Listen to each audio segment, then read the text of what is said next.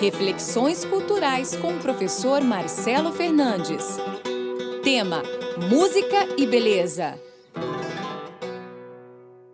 Bem-vindos ao nosso podcast Reflexões Culturais, no qual vamos tratar de um tema muito interessante, muito presente em nossas vidas: música e beleza. Eu sou Marcelo Fernandes e já agradeço o seu interesse aqui pelo nosso podcast. Bom, vamos iniciar ouvindo uma música feita no começo do século XIX por um compositor espanhol chamado Fernando Sor. Fernando Sor tem uma biografia muito interessante, se apaixonou por uma bailarina que o levou da Espanha para diversos lugares, morou na Inglaterra, morou na França e chegou até a Rússia. Bom, vamos ouvir a música e depois conversamos um pouco.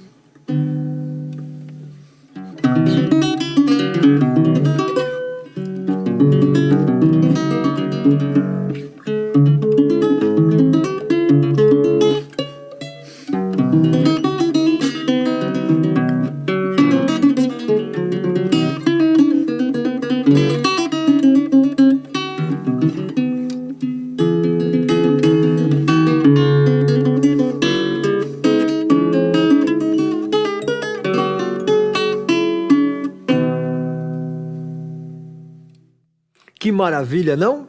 Essa é uma obra chamada Tema Variado, Opus 15, de Fernando Sor. Foi composta aí no começo do século XIX e eu toquei numa réplica de um instrumento de época. Um instrumento que originalmente foi feito pelo construtor Panormo, na Inglaterra, ele de origem italiana. E, como vocês veem, tem um formato um pouco diferente do violão moderno, um pouco menor, e aí isso resulta em menos graves. Bom, a música, muito interessante, ela tem uma introdução, como vocês viram.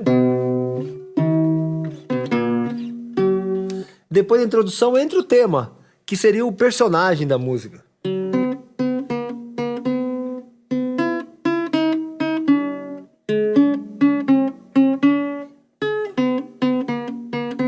Esse tema tem um acompanhamento.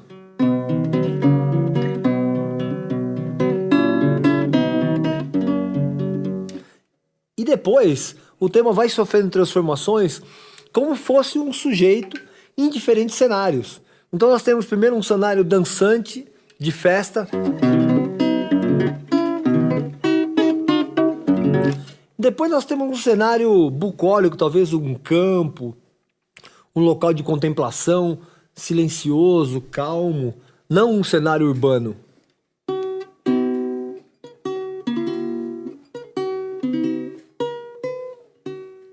Depois desse cenário, esse sujeito nesse cenário, ele muda de ares e mostra um pouco de drama, talvez uma natureza mais introspectiva, mas muito mais forte do ponto de vista emocional.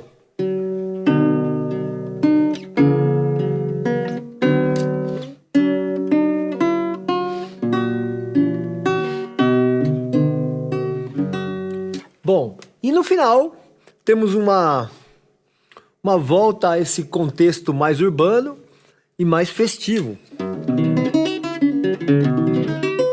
Bom, isso foi o que a gente ouviu agora há pouco, não é? Mas o que importa dizer é que a música consegue nos projetar a diferentes estados de alma e diferentes contextos, mesmo sem a participação ou a ajuda da palavra. O que não quer dizer que ela não fique muito bem junto com a palavra. Nesse sentido, nós vamos fazer aqui uma rápida reflexão sobre o que seriam, digamos, os dois pés, os dois pontos de partida do pensamento musical. É claro que nós nunca conseguiríamos dizer quando começou a música ou por que começou a música, mas a gente consegue, pela nossa própria existência e pelo legado histórico, dividir dois grandes grupos.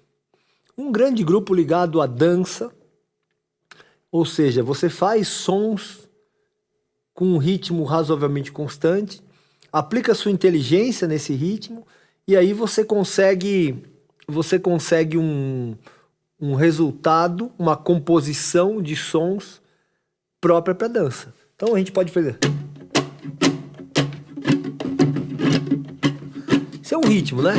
Normalmente, quando ele caminha para aquilo que a gente concebe como a música hoje, com harmonia e melodia, a gente vai encontrar aí esse ritmo, na maior parte dos casos, né? Claro, tudo tem exceção em arte, mas sobre uma harmonia mais constante e uma melodia não tão complexa, porque o ritmo é o elemento condutor. Afinal, a música é feita para dançar, para o corpo. Então nós temos uma quadratura.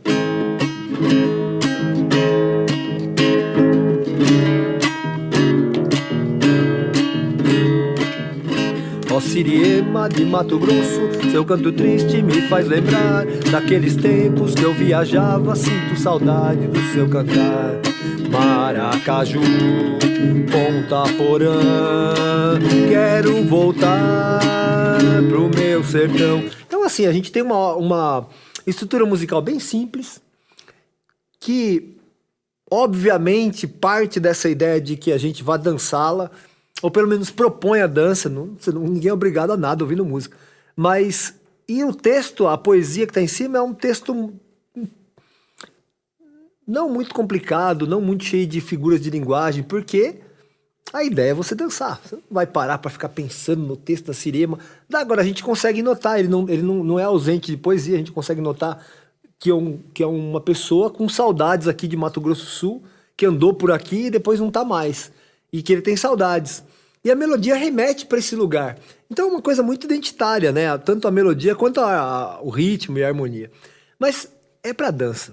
Agora, em oposição a isso, você tem algumas poesias que de tão expressivas, mas de tão expressivas, acabam se tornando música. Então, assim, vou dar um exemplo. Vamos supor que eu vá dizer para minha esposa: eu sei que vou te amar, por toda a minha vida eu vou te amar, em cada despedida eu vou te amar, desesperadamente eu sei que vou te amar. Cada verso meu será para te dizer que eu sei que vou te amar por toda a minha vida. Eu sei que vou chorar. Aí então, bom, a poesia continua o seu caminho, não é? Mas a gente tem primeiro nessa poesia um paralelismo a lá salmos bíblicos, né? Você tem uma frase e o que seria o estribilho: eu sei que vou te amar. Pi, pi, pi, pi, pi, pi, pi, pi, pi, eu sei que vou te amar. Nesse caso, quando o Vinícius pôs a música,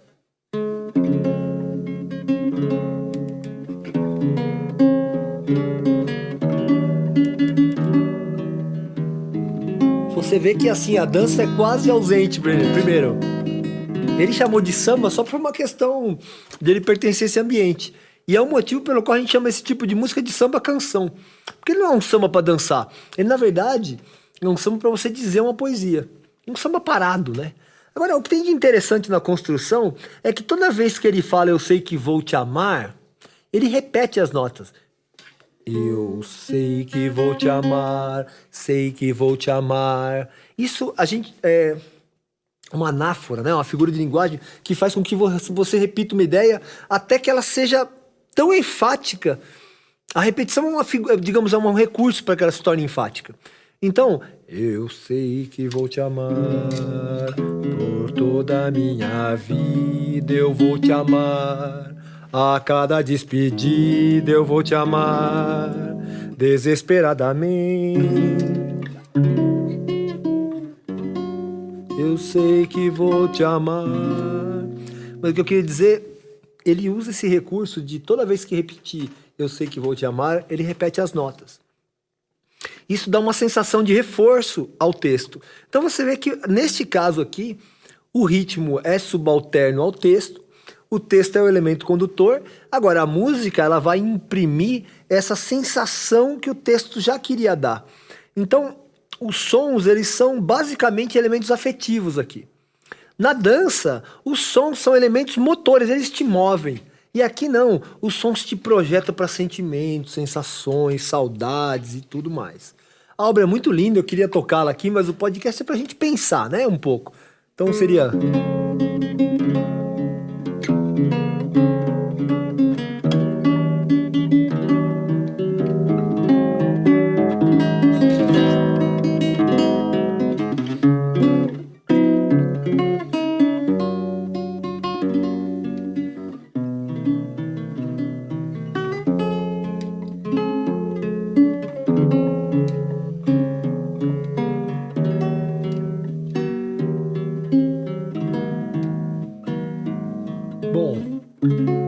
Aqui você vê que ela se torna já uma canção instrumental, ela ficou sem o texto, que era o seu elemento condutor. Mas o caráter da música e o caráter do próprio arranjo, é um arranjo da minha professora de violão, Edna Baldassi, saudosa aí, muitas saudades, né? Foi a pessoa que me ensinou violão logo de começo. E é um arranjo que mantém esse caráter apaixonado, mas ao mesmo tempo contido. Então é uma reflexão muito interessante, porque ele fala, depois de falar que vai amar, ele fala eu sei que vou chorar a cada ausência tua. Bom, então você vê assim, em oposição a uma coisa dançante que remete para uma festa, para um convívio coletivo e social, a antítese é uma música introspectiva que remete a um sentimento interno e uma poesia. São duas matizes, né? Não é um arquétipa, né? Arquétipas, elas não... Entre as duas existe uma infinidade de cores e não quer dizer que sejam boas ou ruins, elas só são cada uma própria àquilo que foi feito. Eu vou dar um terceiro exemplo, talvez entre esses dois exemplos, que seria a chalana, né? Então... Lá vai uma chalana, bem longe se se vai. Então você tem, primeiro você tem um ritmo de guarânia que é vamos dizer assim, é uma polca lenta, né? Uma polca muito, andamento muito lento, o que torna menos dançante, mas ainda dançante, Mas o texto também fala do mesmo tema, né? Da moça que está indo no rio e as saudades, esse sentimento de saudades que está ficando, né? Então você vê lá na curva do rio e ela foi e foi embora. E a música, ela tem uma coisa, a melodia sobretudo, ela tem um caráter aquático.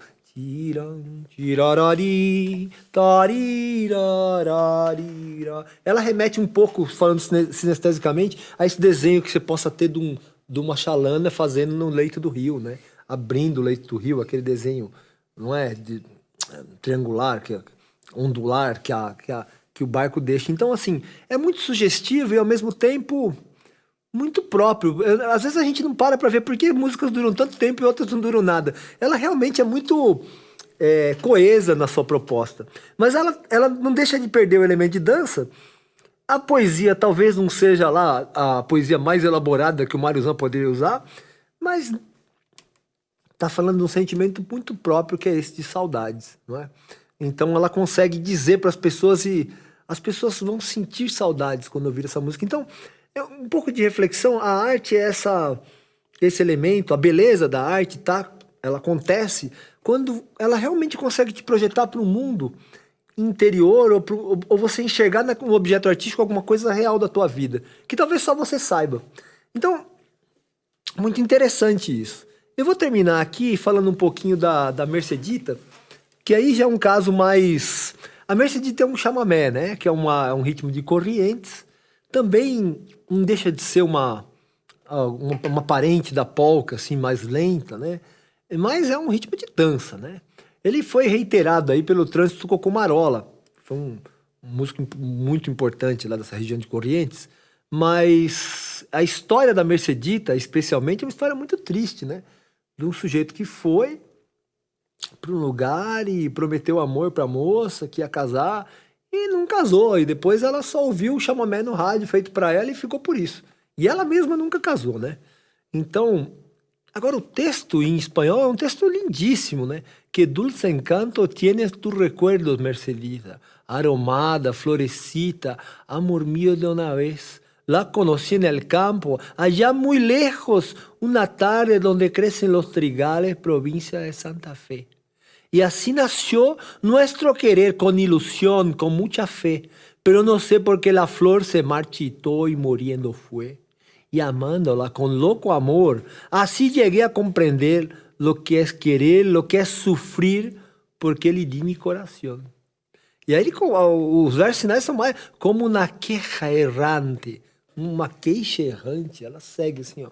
En la campina va flotando, uma queixa errante na campina vai flutuando. El eco vago de mi canto, recordando aquele amor. Então, assim, é de novo essa visão das saudades, mas tem muita coisa no meio, não é? Então, o texto é muito complexo, muito profundo, elaborado. E ao mesmo tempo, quando você vai num baile aqui nesse estado ainda, num bailão assim, os caras tocam lá. Papim, pi, papapam, pi.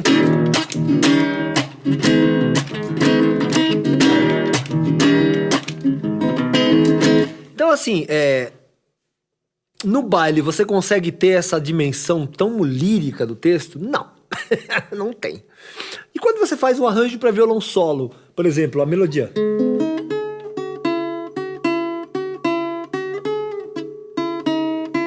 Aí eu vou fazer um arranjo.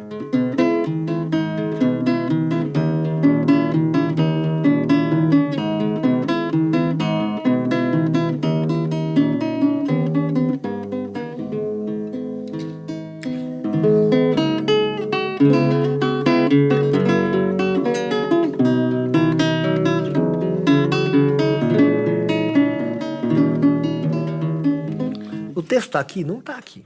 Mas o caráter do texto tá? Sim, aí nós vamos ter uma colaboração, por exemplo, se eu mexer na harmonia.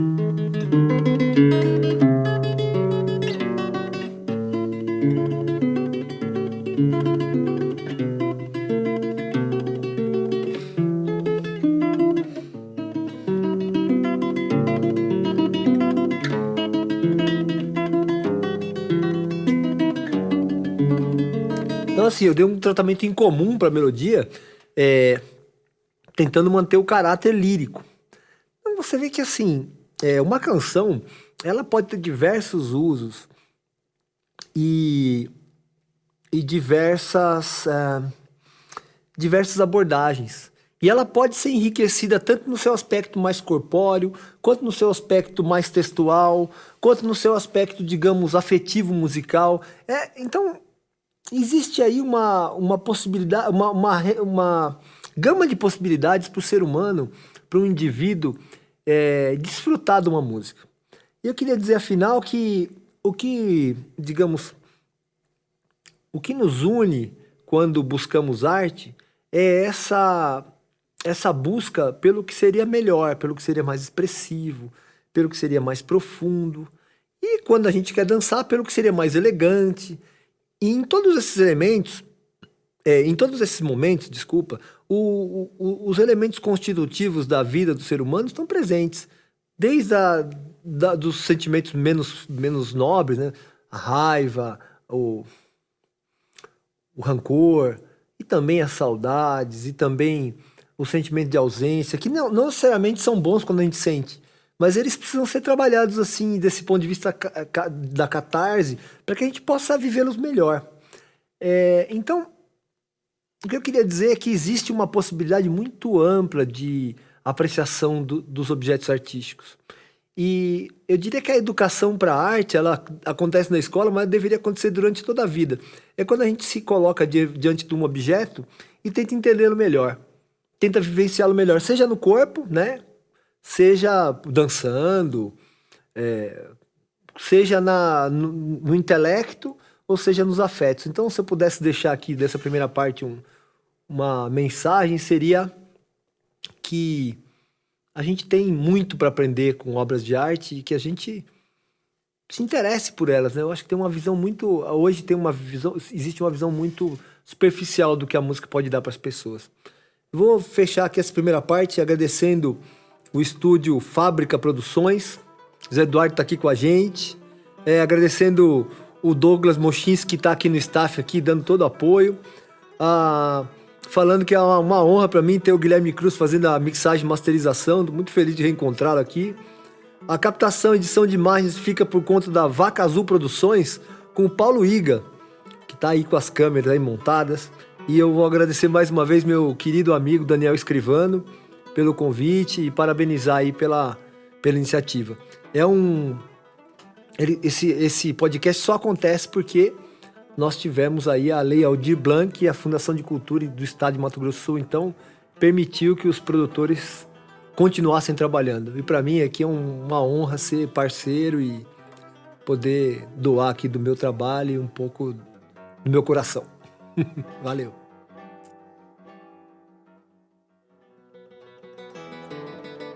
Reflexões culturais com o professor Marcelo Fernandes. Tema: música e beleza.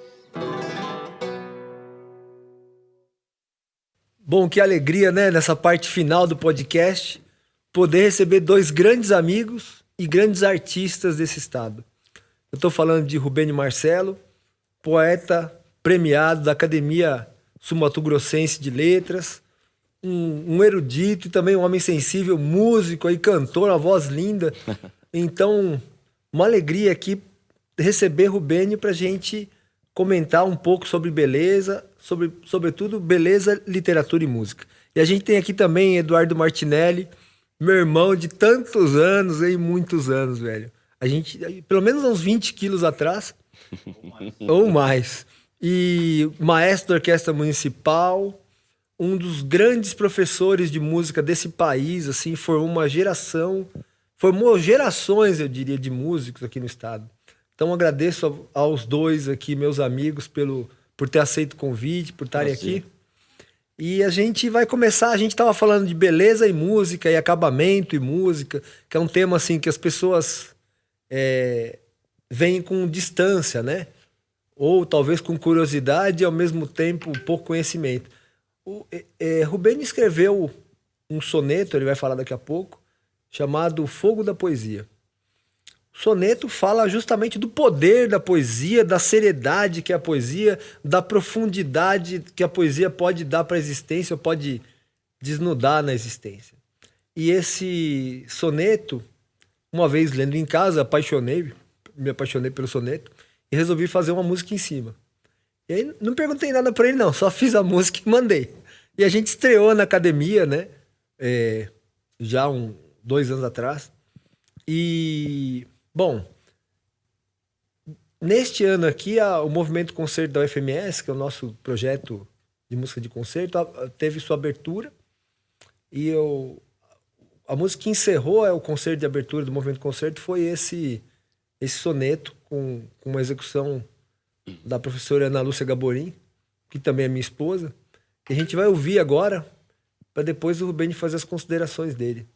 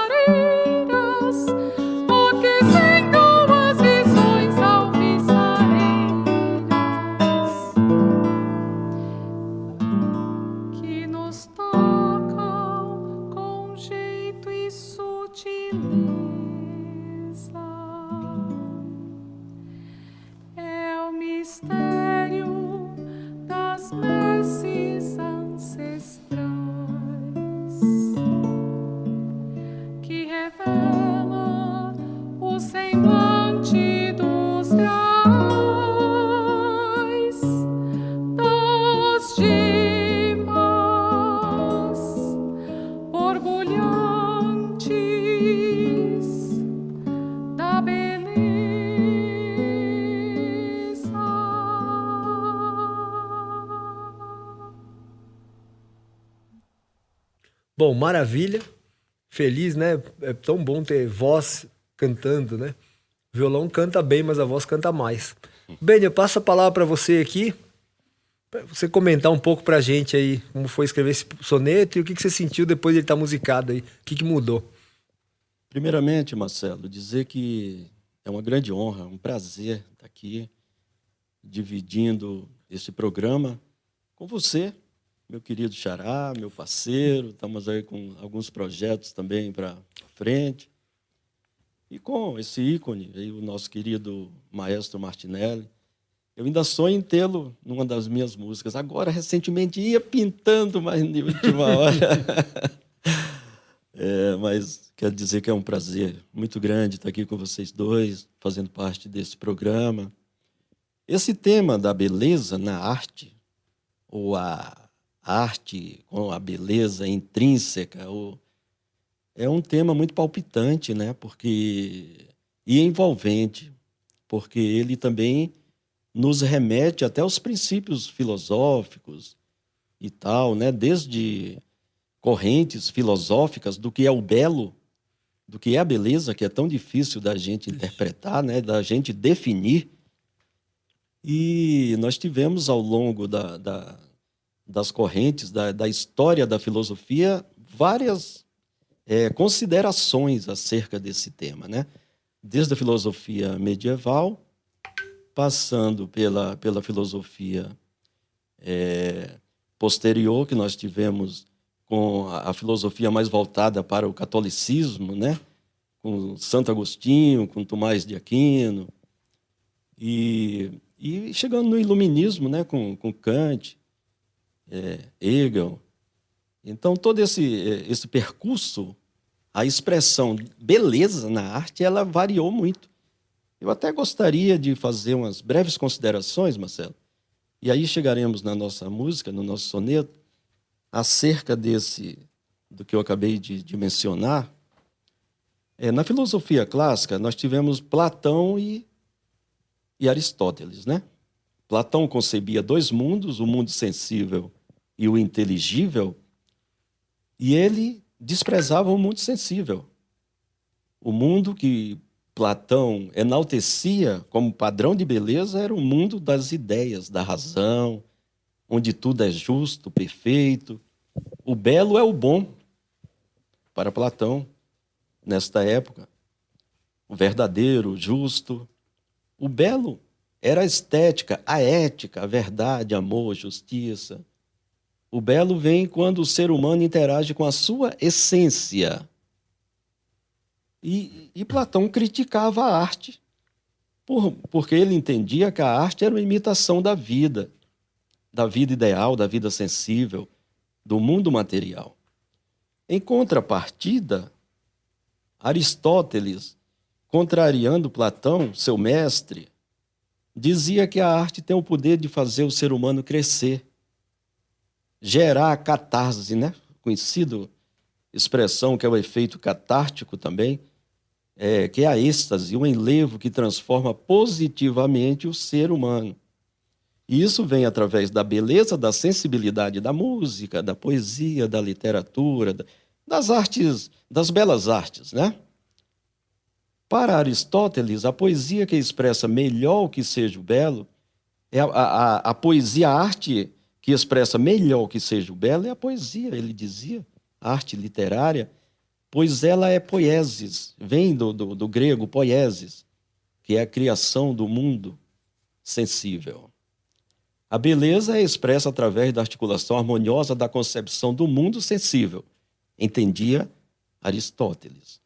Aí nós vamos chegar, Marcelo, no período medieval, na filosofia medieval, como nós sabemos, onde basicamente nós temos dois filósofos que defenderam a beleza nessa época, Santo Agostinho e Tomás de Aquino.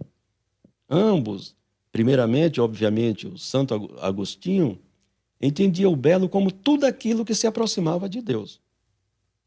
O belo para ele era o que era divino, sagrado, né?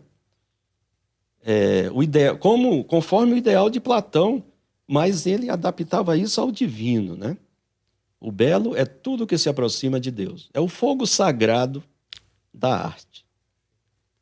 Tomás de Aquino seguiu os princípios de Aristóteles e manteve Santo Agostinho. A arte é tudo que se aproxima de Deus. A arte, nesse período, era voltada aos valores cristãos. O cristianismo mostrado no mundo pelos desígnios da arte.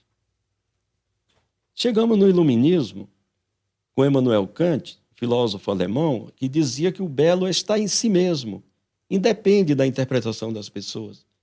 É o chamado belo desinteressado. O senso de beleza é universal. O belo será o que satisfaz o voo livre da imaginação. E ele diferenciava mais um item, além do belo, o sublime. O sublime era maior do que o belo. Era o belo desproporcional. Você vê como o tema é importante. O sublime aí, por exemplo, as ondas do mar, a tempestade, as nuvens, isso era a ideia de sublime. Seria como se o belo para ele fosse a qualidade e o sublime a quantidade, né? Do belo tão... concentrado. É isso aí. E, finalmente, no Iluminismo, um filósofo que marcou muito esse tema, né? É o filósofo alemão Hegel, que ele, na época, influenciado pelo romantismo, afirmava que o belo manifesta o espírito das épocas, como se cada época existencial tivesse o seu conceito de beleza. Que, de certa forma, a gente vê nos dias de hoje, né? Os padrões de beleza, às vezes, mudam, né? Numa época é tido de uma forma, aí eu não estou falando só em termos de arte, mas em termos gerais de padrões existenciais, né? E Hegel dizia que o que é belo numa época pode não ser em outra. Em cima disso, Marcelo, dessa rápida e concisa definição vertentes da beleza através das escolas filosóficas. Esse meu soneto que virou música para você, e com muita honra para mim, ele retratou tudo mais ou menos do que eu acabei de falar aqui. Então, esse tema é muito apropriado para essa poesia, né? Quando eu disse, e você captou isso, colocando em música, né? Completando a beleza que eu quis expressar nos meus versos, você completou com muita magnitude com a sua música. Quando eu disse, não é fogo de palha, é fogo imenso, o fogo que azuleja a poesia. Aqui eu quis falar da beleza da poesia, ela é forte, altiva, duradoura. É um fogo imenso. Fogo da poesia, o título já reflete a beleza da arte. A força da poesia aqui, eu estou representando o prazer da arte. Aí eu continuo dizendo, é qual fogo sagrado que anuncia o donaire em seu lume mais intenso. Quando eu falei é qual fogo sagrado que anuncia, Marcelo, eu trouxe para cá a beleza pelo ponto de vista de Santo Agostinho e Tomás de Aquino, como eu falei há pouco, né, que disse que a beleza é tudo que se aproxima do sagrado, do divino, de Deus. E continuo, né? É fogo perenal, sempre propenso a labaredas de supremacia. Aqui eu quis representar a beleza, eu quis dizer que a beleza sempre é o belo em si. É fogo perenal. O que é perene é sempre belo.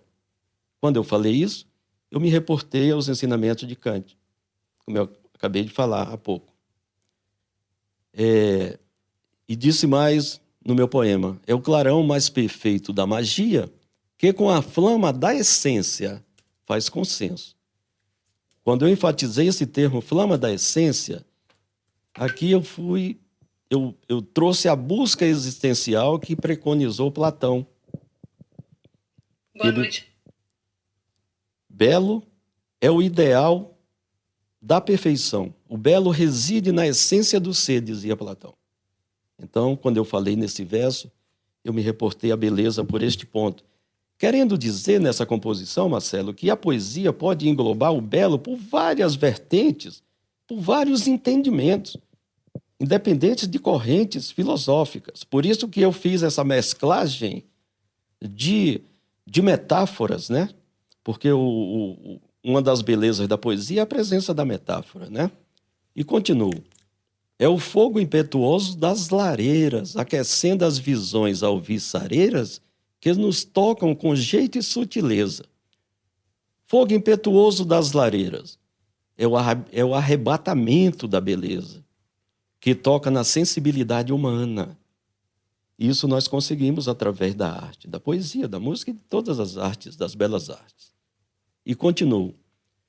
É o mistério das messes ancestrais que revela o semblante dos graais, das gemas borbulhantes da beleza. Termina exatamente enaltecendo o tema, foco principal, que é a beleza.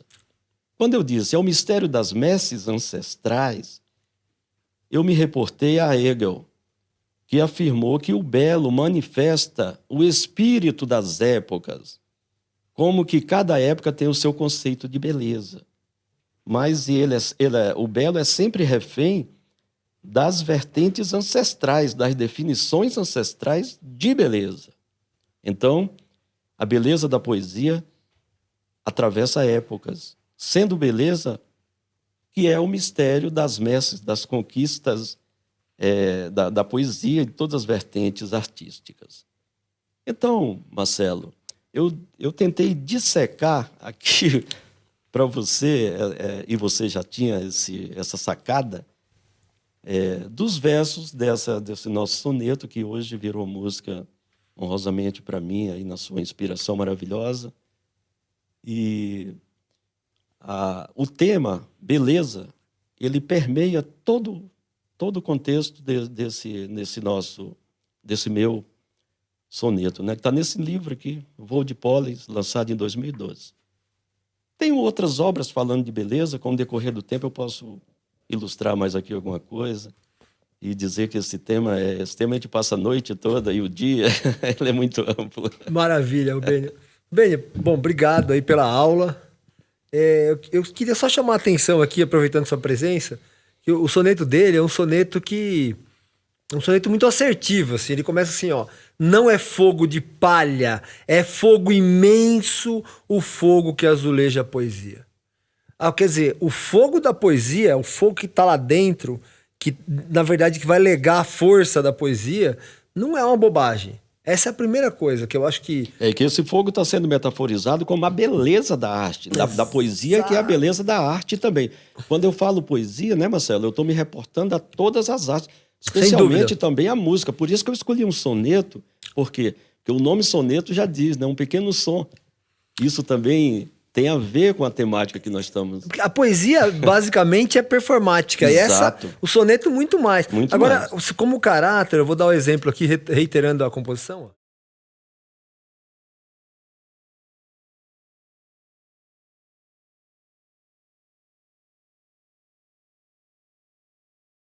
Para manter esse clima. Você deu um... Aí... ele chega chegando, ó.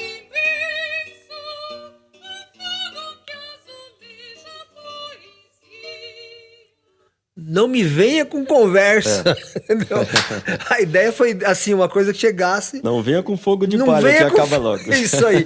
Agora, tem uma coisa muito interessante, eu como músico, quando vou compor, eu sou um compositor amador, né? Eu sou um violonista profissional, compositor amador.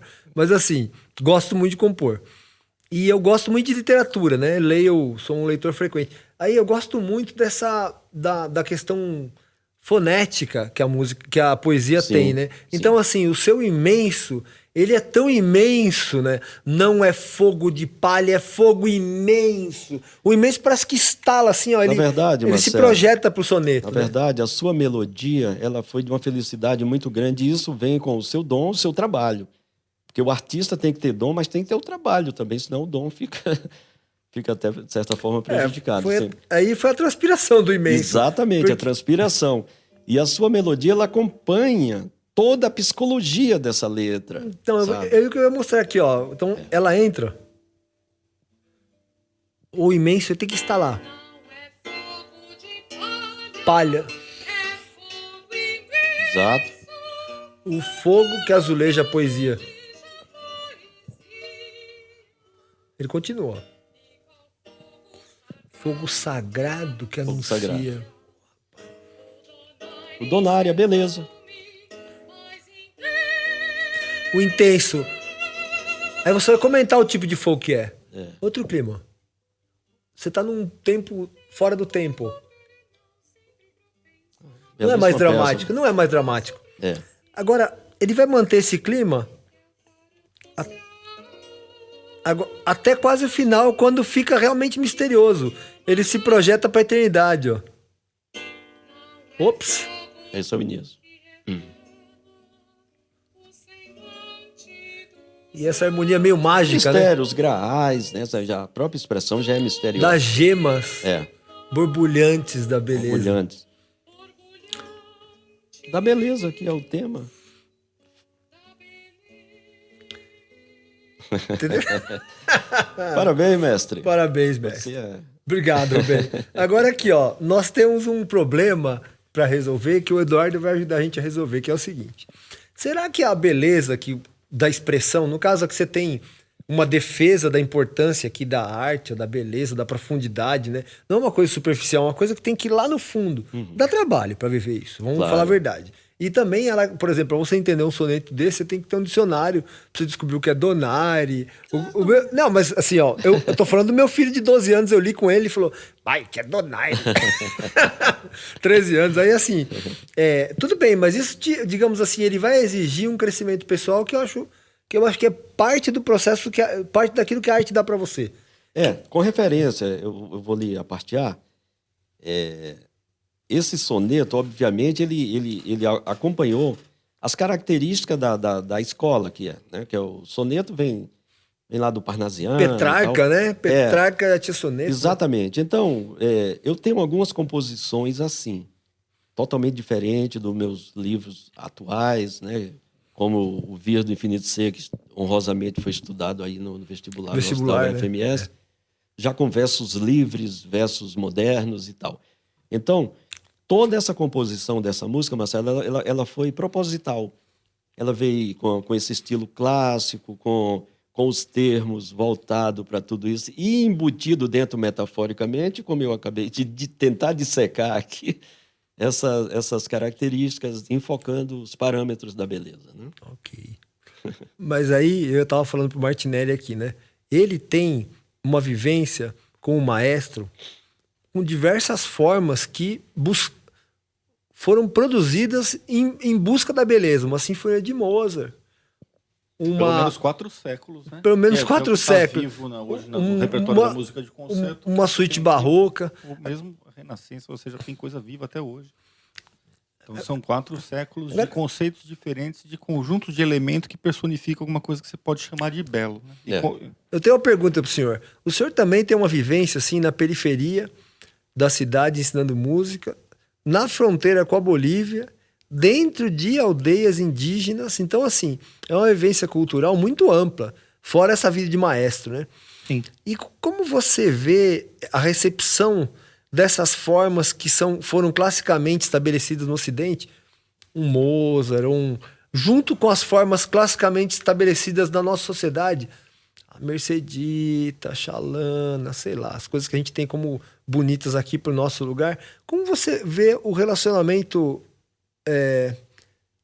Como as pessoas recebem isso duplamente, né? Você trabalha com as duas vertentes, né? Ensinando e regendo, né? Bom, existe uma coisa que quando eu basicamente trabalho levando por esse lado do ensino da música, da formação de orquestras jovens, de jovens instrumentistas, a gente trabalha com um instrumento musical. Um instrumento musical, ele abre portas para que as pessoas passem a enxergar a música de uma forma diferente de quem só ouve. E se a gente for pensar bem, a realidade nua e crua é que hoje, de repente, uma Mercedita ela está tão quase no museu quanto o Mozart. Se você for ver bem, não é a música difundida amplamente e colocada como naturalmente que as pessoas ouvem. A gente ouve ainda a Mercedita aqui no nosso estado porque é uma música que as pessoas ainda absorveram de forma... passando um para o outro. Tradicional, né? Pai para filho. Porque ela não está em nenhuma rádio comercial. Não tá. Você não vai ouvir Mercedita em nenhuma... Tô pegando Mercedita como exemplo porque veio esse exemplo. Mas hoje também acontece isso até com as músicas do próprio Bezerra da Silva ou qualquer outra música assim. Que não é uma música que está ali naquela máquina que a cada 20, 15 anos ela se renova e muda o estilo, mas continua sendo como uma coisa colocada, uma coisa comercial, industrial, né? Enfim, se não é esse tipo de música, ela não chega até você, você tem que ir atrás. Então não me admira, como eu já vi várias vezes, várias crianças e jovens também que não conheciam a própria Mercedita. Né? E ainda a gente tem uma felicidade, que eu digo aqui, porque aqui no estado ainda tem essa coisa meio de passada de um para outro, oralmente, essa canção, que ela é um símbolo muito, muito grande. Né? Então, na verdade, a gente acaba não tendo muita diferença, às vezes até de uma criança ribeirinha ou de uma criança de uma aldeia urbana ou uma da periferia, porque... um instrumento musical, quando ele aprende a tocar, ele vai aprender um repertório de 400 anos e também, com aquilo, ele também pode passar a personificar alguma coisa que é da cultura dele, que a gente tem feito bastante isso com a Orquestra Infantil Indígena, de darmos um carinho, uma atenção para canções que são tradicionais indígenas e fazermos arranjos e versões, e isso é bem bacana, porque coloca aquilo num patamar, tipo, puxa, que música bonita é isso, que orgulho que eu tenho de tocar essa música. E às vezes é uma coisa que seria bem diferente quando você simplesmente tem, às vezes, aquilo como uma cultura marginal. Às vezes você pode ter pessoas que falam, pô, essa música, será que minha avó cantava? Será que isso é legal? Será que isso não é legal? O legal é a música chega pra gente hoje associada a tantas outras coisas, a entretenimento, a padrões de felicidade, padrões de aceitação, que às vezes, no final das contas, a música em si é o que menos importa. Quando a gente está falando assim de uma música puramente comercial, no sentido de industrializada, né? Industrial. Venda. Enfim. Então, eu acho que quando você começa, a criança ou o jovem, quem quer que seja, se prepara mais, adquire um certo padrão de cognição, de linguagens, de elementos, que faz com que você passe a admirar, a ter um pouco mais de preparo para entender elementos que a gente pode, de repente, classificar como uma coisa bela, como uma coisa importante ou qualquer coisa assim. Porque a gente pega os elementos estéticos de uma música do Renascimento, o Barroco, o Clássico, do Romantismo, ou dos modernos, os nacionalistas, eles são elementos estéticos totalmente diferentes, mas existe uma busca que os une, que você não necessariamente gosta de uma música no sentido ou de Beethoven, ou Mozart, ou Haydn, e significa que você só se identifica com aquele padrão de elementos que vai automaticamente te afastar de Bach, que é uma coisa completamente contrapontística e antagônica àquilo, né, desses exemplos que eu dei. Mas existem os elementos que, naturalmente, eles nos fazem entender aquilo que a gente pode, de repente, chamar de beleza, ou de qualquer outra coisa assim. Ou o belo. A gente estava falando agora há pouco, de repente você pode ouvir o concerto para violino do Bartók e você fala, não, isso não é bonito. Esquisito. Mas é belo, você não tem como não ser belo. O próprio filme do Ojuara, que eu lembro que eu assisti, O Homem que Desafiou o Diabo, tinha uma poesia que, em um determinado momento, o camarada falava assim, a beleza interna a morte e a tristeza interna a arte.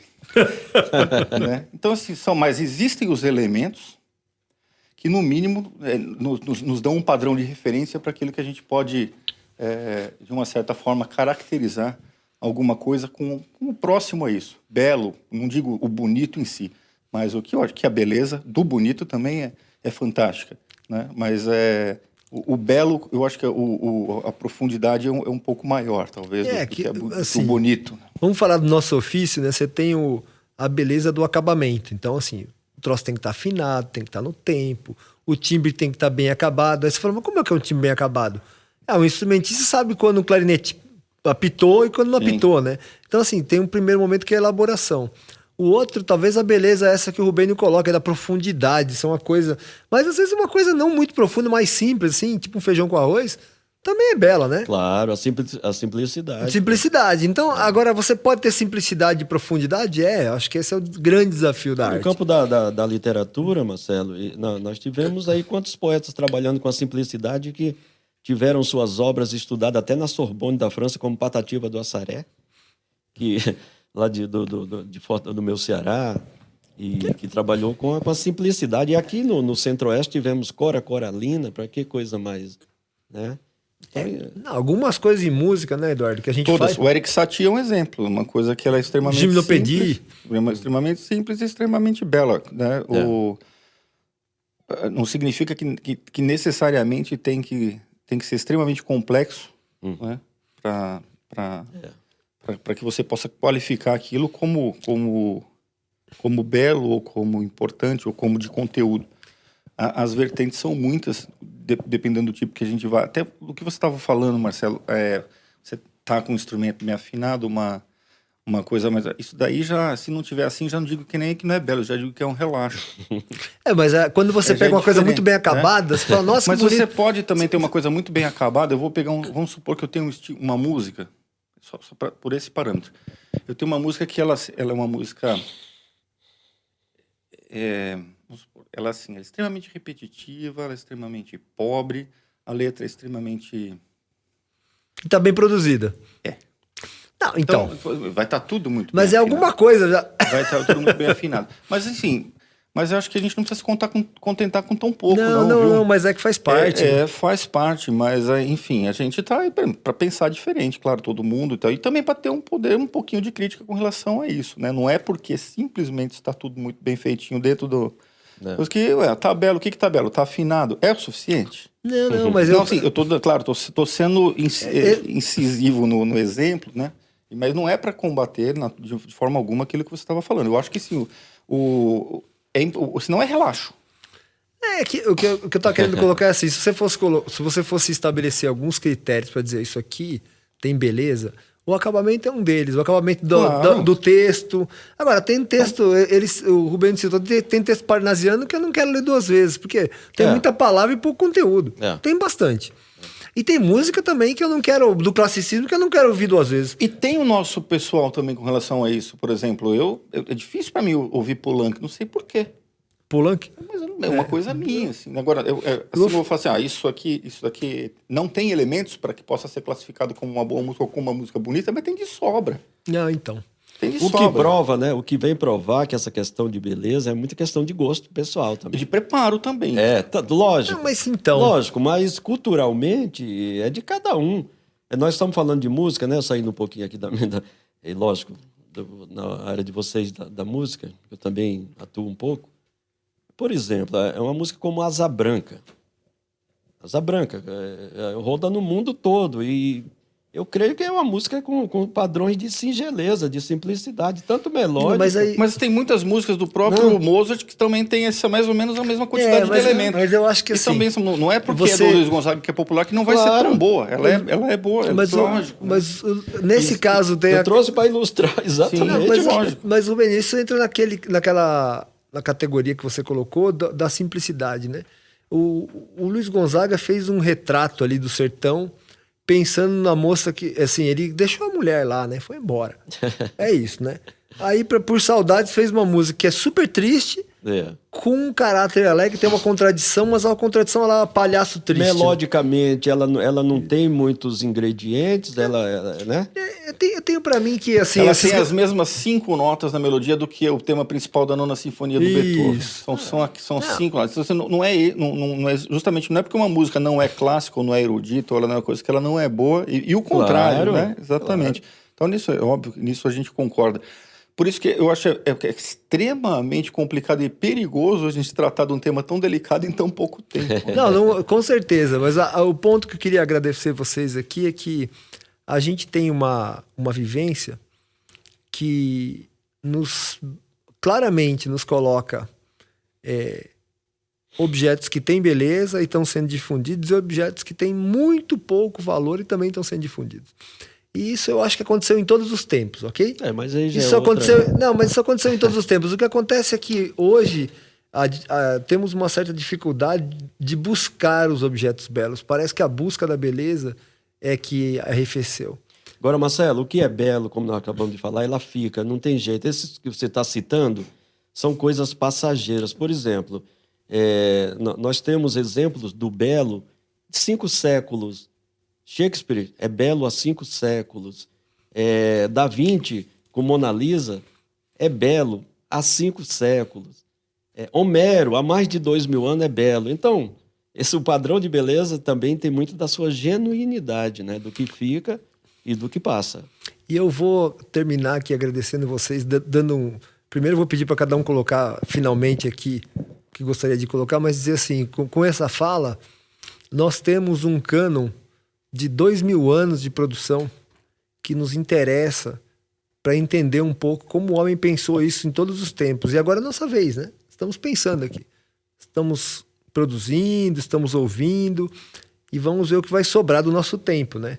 Mas o que importa muito é que a gente consiga dialogar com o passado, com as grandes obras do passado. Isso talvez seja o que nos une aqui, né? Isso. Estamos produzindo no nosso tempo, mas conhecemos e buscamos o que os grandes trilharam, né? Então, passar a palavra para o Martinelli, depois para o Rubênio, e assim concluímos. Bom, uma consideração final que eu acho que eu poderia fazer é o seguinte: alguma coisa na arte nos intriga muito, e se a gente tiver que classificar isso como beleza ou como belo, mesmo talvez às vezes alguma coisa não sendo exatamente... Porque a beleza ela pode ser uma beleza sublime, uma beleza melancólica, uma beleza agonizante, uma beleza apaixonante, né? Mas existem elementos que um artista, ou seja, um igual com o qual a gente se reconhece, fez uma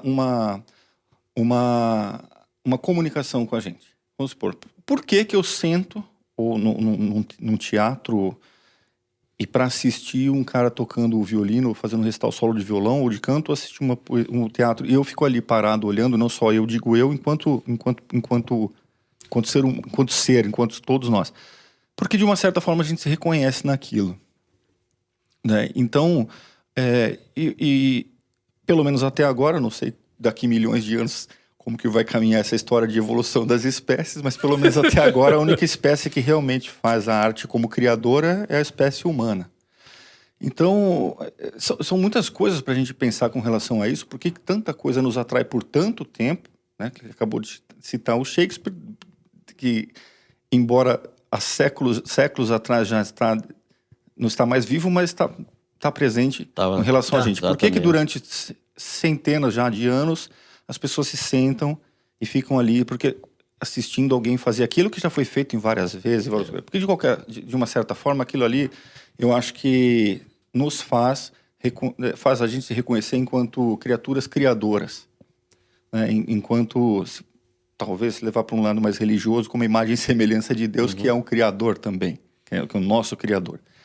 Mas o que é indiscutível de forma alguma é que isso nos atrai de uma forma que às vezes a gente nem sabe como. Ela pode não estar mais na moda, mas depois ela vem e volta. Ele falou assim, o belo fica. Não digo nem por ser belo, mas é por ser o verdadeiro, por ter qualidade, por ter alguma coisa. Talvez a gente não encontre as palavras certas para dizer. Mas, de qualquer forma, é indiscutível que aquilo tem elementos que nos atrai e que acho que nos afirmam enquanto espécie criadora, é uma linguagem que nos atrai e que nos faz se sentir reconhecido quando um artista está fazendo alguma coisa que tem muita profundidade. Maravilha. Eu vou, antes do bem, eu pedir uma parte pro Eduardo. Vocês citaram Shakespeare, né? O que eu vejo é que você tem um personagem como Iago no Otelo que é mau. Assim, é difícil de você encarnar a inveja, a ira, a raiva e a maldade tão bem quanto quanto Shakespeare conseguiu encarnar nesse personagem. Então, assim, é um arquétipo com o qual você vai sempre dialogar quando você for imaginar isso na ficção, ou quando você for pensar nesse sentimento na música. Então, esse sentimento de maldade, aí a beleza talvez fique contraditória, mas a beleza da representação daquilo. Que é a história do Donaire, assim, é profundo, entendeu? Não é brincadeira. Vem aqui que eu vou te mostrar, é vida. Só que é uma vida, como Aristóteles vai colocar lá, colocada em mímesis. Você coloca lá, aí você olha pra vida, você fala, nossa, então tem um pedaço disso aí em mim. Caramba. Então, assim, a arte te dá essa viver fora de você mesmo, né? Eu só pedir mais uns 30 segundos, porque eu tô percebendo. Eu conheço o Marcelo há muito tempo. E a gente estava batendo um papo agora há pouco. Mas agora eu tô me familiarizando um pouco mais. Se pudesse, talvez, resumir um pouquinho algumas preocupações dele em relação a esse bate-papo. Eu concordo também que a arte, de modo algum, pode ser banal. Eu acho que essa é uma preocupação que eu estou começando a entender um pouquinho mais, né? Ou na atmosfera. Mas essa é uma preocupação que a gente tem muito exemplo de criações magnânimas, sendo simples ou complexas, sendo em contraponto em melodia acompanhada, sendo embaixo de Alberti ou em ornamentos, resumindo para coisas musicais, para que a gente simplesmente, de repente, possa falar, não, isso aqui também é arte. Então, tem isso também. É difícil, é o que eu tô falando, é difícil e perigoso você, em tão pouco tempo, levar um assunto desse assim tão adiante. Eu acho que a simplicidade realmente ela é bem distinta de banalidade, ou não digo banalidade, também do é outro simplório, termo, né? Daquela coisa assim, não, o que é arte para mim pode não ser para você. Pode ser para você, isso não é arte, mas você tem que respeitar o que eu acho que é arte. Esse também é bem perigoso. E é bom parar por aqui, porque daqui a pouco também já abre mais uma janela que já vai ir para mais outro assunto desse. Mas acho que dá para entender bem essa minha colocação em relação a tudo isso que a gente tem conversado, né? Não digo nem que a gente sabe que existe ou pode existir ou deve buscar elementos mínimos ou um padrão mínimo ou padrões mínimos, mas dá para saber o que é banalidade ou não, né? E existe banalidade que é assim, né, colocada como arte, e talvez uma preocupação que você tem dito não tenha sido assim tão direto como que eu coloquei agora, mas isso é uma coisa que é lógico que existe. Não é fácil classificar ou dar sem ter. Você pode, eu não posso, nem vou citar um exemplo, porque senão eu teria que discorrer um bom tempo com relação a isso, para não ser banal. Se eu citar um exemplo e não fizer isso, o banal estarei sendo eu, né? Porque as situações são inúmeras e realmente existem. Então, acho que essa seria sem nenhum tipo de preconceito, de modo algum, mas uma consideração importante com relação ao incenso que eu vi saindo aqui dessa conversa. Ok. Rubênio? Na verdade, um tema muito importante, nós tivemos aqui belas considerações, e a gente tem vontade de prosseguir mais, né? Porque o tema é palpitante, é extenso, e não obstante ser subjetivo, mas que tem muito campo para a gente discorrer, né? Só posso dizer, Marcelo, que sou muito feliz de estar aqui com o nosso querido maestro Martinelli, com você, e dizer que estou sempre à disposição. E a preocupação também, nós temos essa preocupação, Martinelli, dentro da literatura também, sabe? Do que está sendo produzido. Eu falo, eu como escritor, e essa também é a preocupação da Academia Sul-Mato-Grossense de Letras, porque, de repente, a gente vê até pelo país, aflorando muitos escritores e tal, e a qualidade, às vezes, não é... Bom, no geral, não é a qualidade... Eu acho que poderiam esperar um pouco para lançar suas obras, né? Porque para a pessoa colocar um livro, uma poesia, algo escrito na literatura, tem que também ler muito, tem que ter conhecimento, como foi dito aqui, tem que se preparar. E a leitura, o cara só escreve bem se ler, né? E essa preocupação nós temos, eu tenho também na música, né? E nas artes em geral. Mas vamos fazendo aí a nossa parte, tentando fazer o melhor, com responsabilidade, né? E tenho certeza que melhores dias virão por aí. Dizer, Marcelo, que é uma alegria ter estado aqui com você, te agradecer pelo convite, dizer que estou sempre ao seu dispor. Prazer estar contigo também, meu irmão. Tamo Prazer junto. é todo meu. Acho que a primeira coisa que a gente participa juntos. Né? Então, tivemos na academia lá, mas... Sim, mas assim, trocando ideia, interagindo ao mesmo tempo. Então, é recíproca, tá? Fico Obrigado. muito feliz também. Aqui, ó, tem uma mão para você complementar ali, ó. Opa! Desculpa. Bom, queridos, obrigado. Então, vamos terminar esse podcast com um pouco de beleza, tocar um pouco, né? Um abraço para vocês aí, muito obrigado.